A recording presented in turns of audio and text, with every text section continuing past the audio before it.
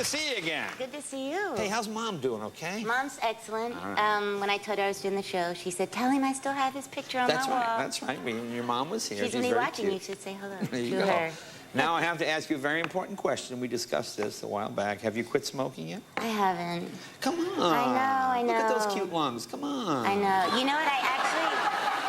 Can you see my lungs? Yes, I can see your lungs. I'm reading a book that's supposed to help. Reading a book? Yeah, it's called The Easy Way to Stop Smoking. Really? Yeah. And what does it tell you? Apparently I've been brainwashed. This is what the book tells me. Oh, really? Yeah. In what way?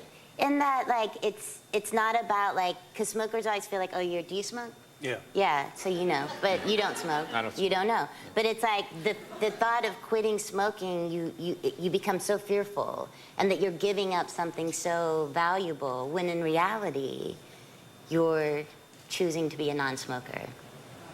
Power of positive thinking, I guess.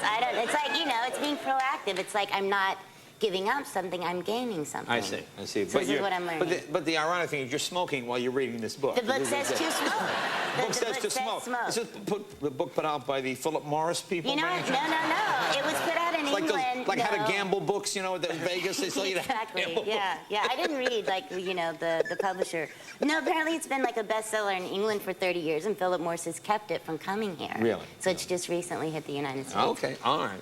Now I hear you've moved. Where did you move to? I moved to Oxford, Mississippi. Oh, okay. Well, that's a beautiful part of the country. It's amazing. Well, I'm from Arkansas originally, so I wanted to head back south. So you didn't want to go all the way home, just close to home. Close to home, yeah. And not too close. Now, is that a hotbed of show business? Why?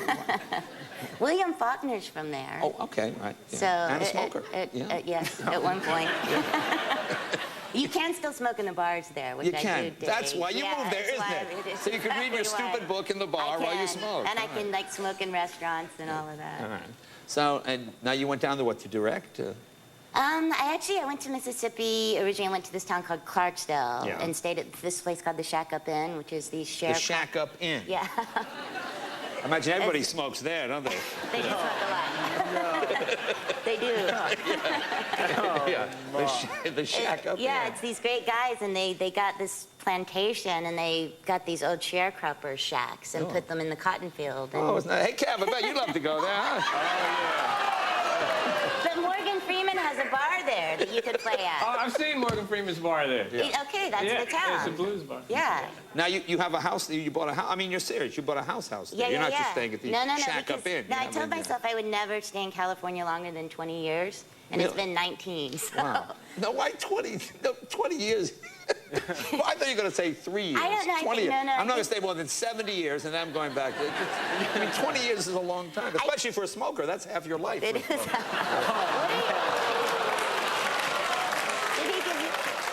No, that's all you, baby. What are some of your vices? Huh? Let's come down on you for a second. I don't think you want to know. But, well, no, I'm just trying to help you because I think you're a lovely, But you know what the beautiful book person. says also is that every time someone says you shouldn't smoke, it just makes you want to smoke 10. Really? Yeah. Really? I see. All right. I think this is So you're actually not helping me. Okay. All right. Well, have a cigarette.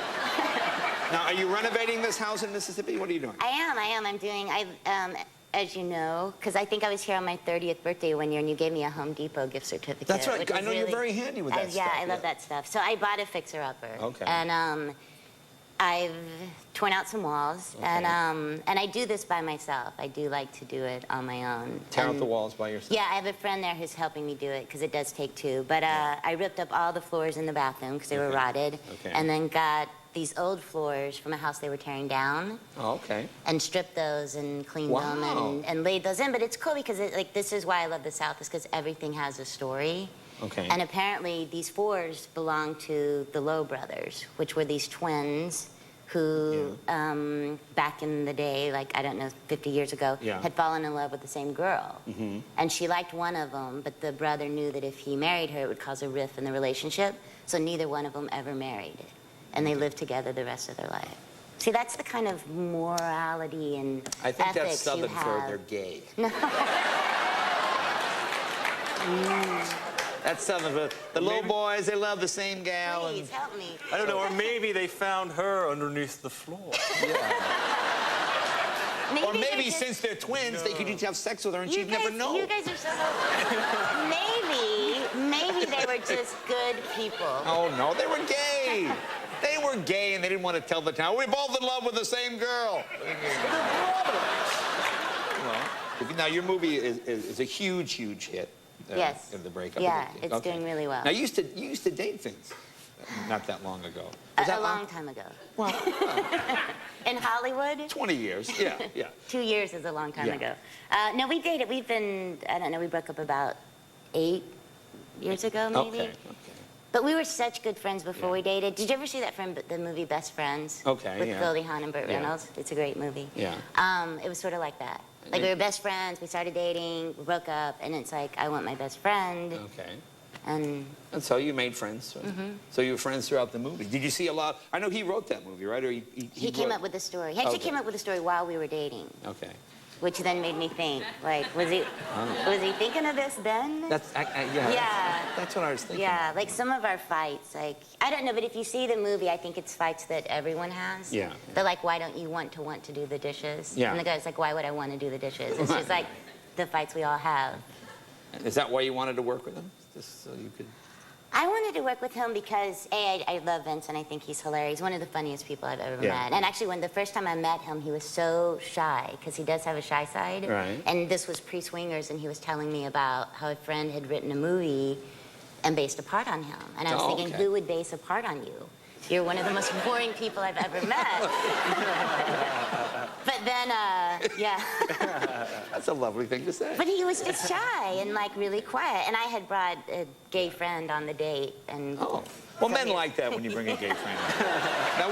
Now, here's a scene from the breakup. Let's see what's happening. Oh, you're on the phone. This is I'm where on the phone. Jen's just broke up with him. And you're giving her advice. Yes. Let's take a look. Wow. Well, I guess he feels threatened that you broke up with him, and he's acting out.